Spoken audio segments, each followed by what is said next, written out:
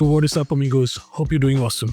Sometimes you just want to watch a movie where you don't have to think too much. Just sit back, watch the punches fly, the bullets rain down, and enjoy some good old-fashioned action. Havoc on Netflix is exactly that kind of film. It's not trying to be something deep or groundbreaking. It knows what it is. A full-blown action ride for people who love brutal fights, crazy chases, and Tom Hardy being, well, Tom Hardy. But is it anything more than that? That's what we're talking about today. And also, after Havoc, I ended up watching another film on Netflix, iHostage. So today's video is a double feature. 2 quick reviews in one. So let's get started.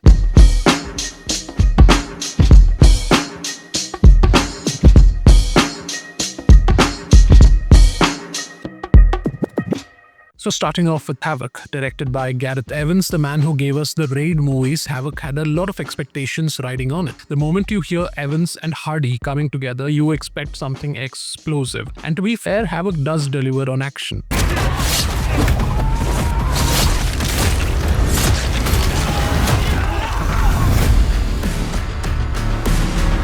The story is simple. Tom Hardy plays Detective Walker, a cop who gets pulled into the criminal underworld after a drug deal goes horribly wrong. His mission now is to rescue a politician's estranged son and survive the night while exposing the deep corruption running through the system. The plot is straightforward, doesn't try to get too clever, which honestly works for a film like this. It's not trying to reinvent the wheel, it's just trying to entertain action fans, and for the most part, it succeeds. The biggest strength of Havoc is clearly its action. Gareth Evans knows how to shoot fight scenes. The punches feel heavy, the gunshots feel loud, and the brutality is very much front and center. There's a crazy nightclub fight sequence and a fishing shack showdown that are pure adrenaline rushes. You can tell the action was choreographed with a lot of detail. Every punch, every fall, every gunshot feels real and painful. And at the same time, I have to say, some chase sequences, especially the ones in narrow corridors and freeways,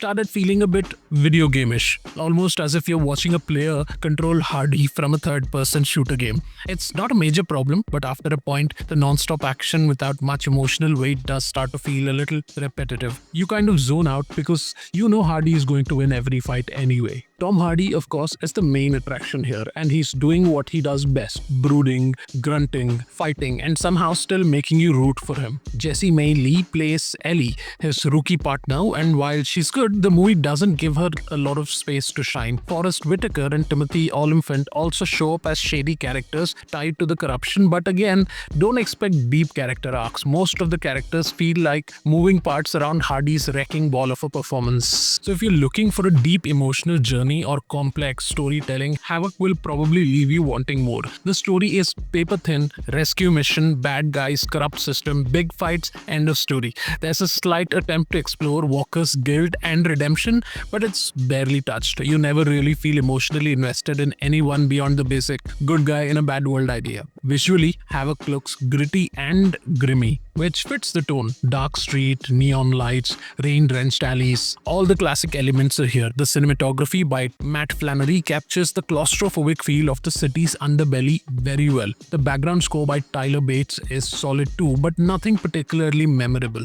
It just does the job of keeping the adrenaline pumping. One thing I really appreciated was how Havoc keeps the action grounded. Unlike a lot of Hollywood action films where everything turns into CGI madness, here it feels more raw and physical. Of course, because of Gareth Evans, and even if some chase scenes look a bit video games at times. So my final thoughts: in the end, Havoc is exactly what it promises: a brutal, relentless action film for those who crave pure hand-to-hand combat and gunfights without overthinking the plot. It's not extraordinary, it's not trying to win awards, it's just here to smash faces and move on. If you're an action junkie like me, you'll have fun. If you're looking for a deep, emotionally rich experience, this isn't that film. Still, it's a treat to always watch Tom Hardy go full beast mode, and Gareth Evans' touch on the action is always worth appreciating. Just know what you're getting into before you hit play, and you'll probably have a good time. And now coming to the second film, I watched iHostage on Netflix again. A very different film,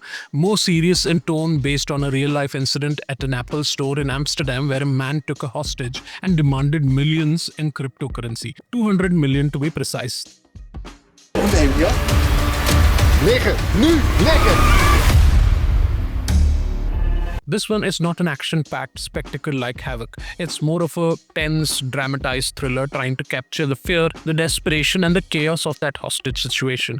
iHostage is a decent movie, but nothing truly exceptional either. The biggest strengths are the performances and the cinematography. Soufiane Moussouli, who plays the fictionalized version of the hostage taker, brings a chilling, unsettling energy to the role, and Admir Skovik, I hope I got that right, who plays the hostage, does a very convincing job of showing the terror and survival instinct of someone caught in a life or death situation. The movie does a good job in capturing the confined tension inside the store and the efforts of police negotiators from outside. But beyond that, iHostage feels just about okay. The screenplay is decent but doesn't offer much emotional layering or psychological depth to either the hostage taker or the victims. You don't really get into the minds of the characters as much as you might expect from such a real, intense event. It just moves from scene to scene with a steady pace, recreating the incident but not going too deep into why or how things reached that breaking point. It is probably classified in the true story, or